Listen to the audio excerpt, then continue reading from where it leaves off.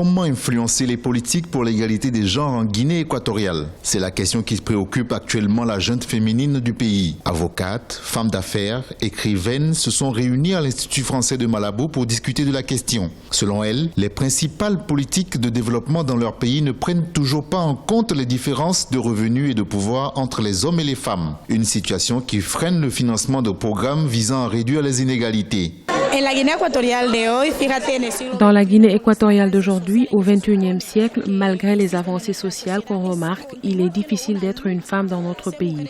Chaque jour que tu te lèves, tu te dis « Mon Dieu, je suis une femme, je dois m'en sortir ».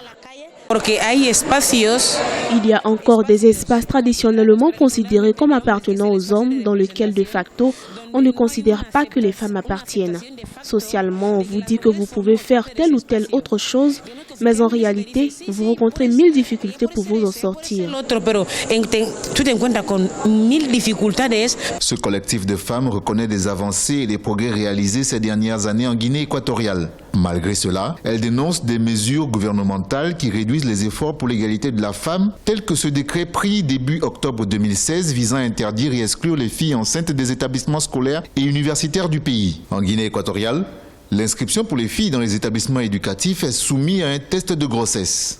Que yo creo que no hemos avanzado, tampoco hemos retrocedido, es que ni siquiera hemos empezado, porque un derecho, o sea, desde el momento que un Estado se establece una constitución, todo el mundo tiene que... Dès l'instant qu'un État met en place une constitution, tout le monde doit s'y soumettre, et si un décret vient contredire la constitution, c'est qu'on n'a pas du tout avancé.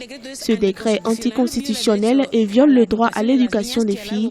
Si on veut arriver à long terme à un État avec une émancipation de la femme, on doit interdire toute forme de discrimination d'accès à l'éducation.